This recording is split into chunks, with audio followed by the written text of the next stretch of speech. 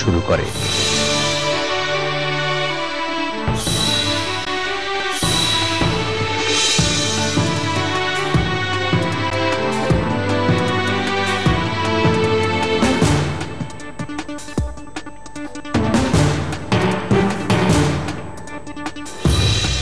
আসসালামু আলাইকুম। দিগন্ত টেলিভিশনের প্রথম সংবাদ প্রাইম টাইমে স্বাগত সবাইকে। আপনাদের সাথে আছি আমি সামিয়া ইসলাম। আসসালামু আলাইকুম, আমি মোহাম্মদ তৌহিদ। সত্য ও সুন্দরের পক্ষে এই স্লোগান নিয়ে বিশ্বের স্যাটেলাইট টেলিভিশন নেটওয়ার্কে যুক্ত হলো নতুন একটি নাম, দিগন্ত টেলিভিশন। সেই থেকে শুরু, কালের পরিক্রমায় এরপর কেটে গেছে কয়েকটি বছর। নিয়মিত সংবাদ পরিবেশন করতে গিয়ে দিগন্তের সংবাদকর্মীদের ঝুলিতে যুক্ত হয়েছে অভিজ্ঞতার অজস্র স্বর্ণকাল।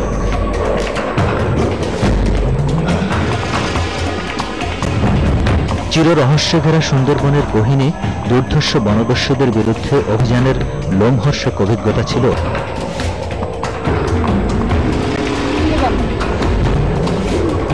সুন্দরবনের মধু শুধু দেশ নয়, বিশ্বময় এর রয়েছে বিপুল চাহিদা।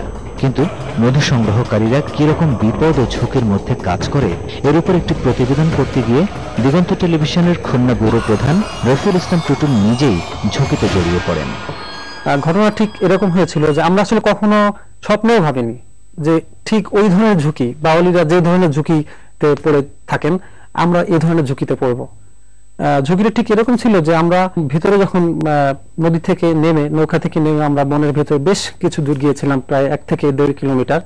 সেখানে আমরা বেশ কয়েকটি মৌচাক দেখেছি এবং একটা মৌচাককে টার্গেট করে আমরা সবাই কাজ করছিলাম, একটি বড় মৌচাক। আমরা মৌচাকের বিভিন্ন ধরনের ছবি নিচ্ছিলাম, বিভিন্ন অ্যাঙ্গেল থেকে নিচ্ছিলাম। আমরা ওখানে কিছু সিঙ্ক নিয়েছি, বক্সপট নিয়েছি। তো আমরা এবার শেষের দিকে এসে একটা পিটিসি দিব।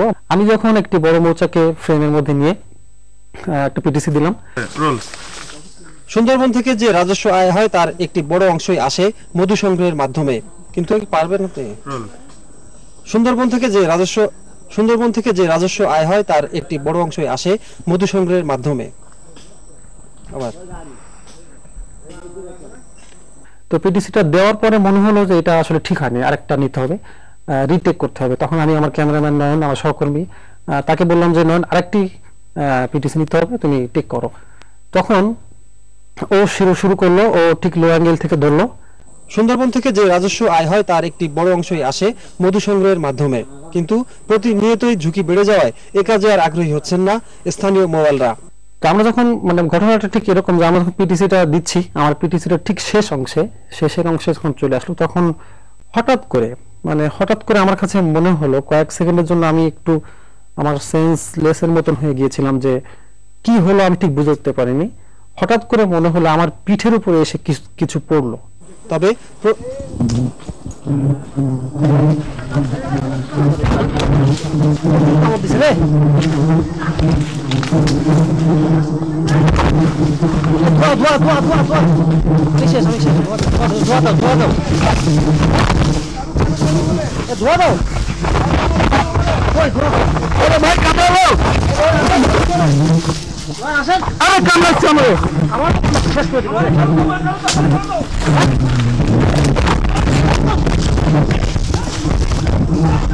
আমার কাছে যেটা মনে হচ্ছিল যে ওখানে সুন্দরবনে ওই মুহূর্তে যে ভীতিটা কাজ করছিল সেটা যে বাঘের ভীতি। এবং যেখানে মৌচাক থাকে সাধারণত বনের ভেতরে বলা হয়, ধরে নেওয়া হয় যে সে আশেপাশে বাঘ থাকে। তো আমার কাছে মনে হলো কি আমি কি বাঘের হামলা শিকার হলাম। তখন 3, 4, 5 সেকেন্ড বা 10 সেকেন্ডের মতো পার হওয়ার পরে মনে হলো যে না, আসলে আমরা মৌমাছি আমাদেরকে আক্রমণ করেছে। তখন সাথে সাথে আমি আমার মাস্কটা দিয়ে আমার মুখ ঢেকে ফেললাম।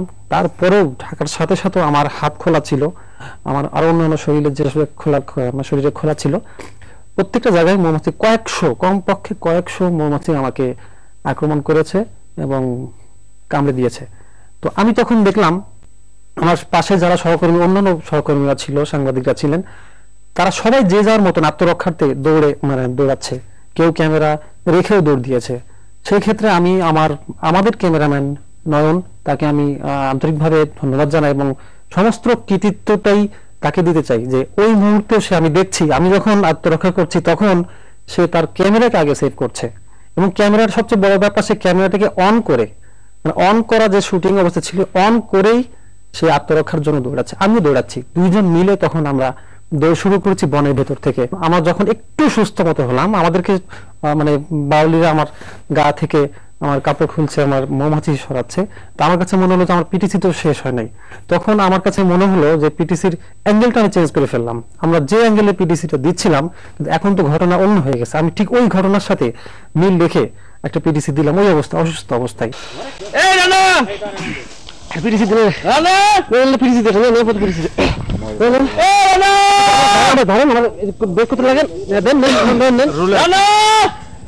সুন্দরবনের মধু সংগ্রহ যে কত ঝুঁকিপূর্ণ তা হয়তো এই দৃশ্য দেখে বোঝা যাচ্ছে। এরকম প্রতিনিয়তই মোয়ালরা ঝুঁকির মধ্যে থেকেই এই মধু সংগ্রহ করে থাকে। আর পাশাপাশি বাঘ এবং জলদস্যুদের উৎপাত তো আছেই। রফিউল ইসলাম টুটুল, দিগন্ত টেলিভিশন, বুড়িগোয়ালিনী, সাতক্ষীরা।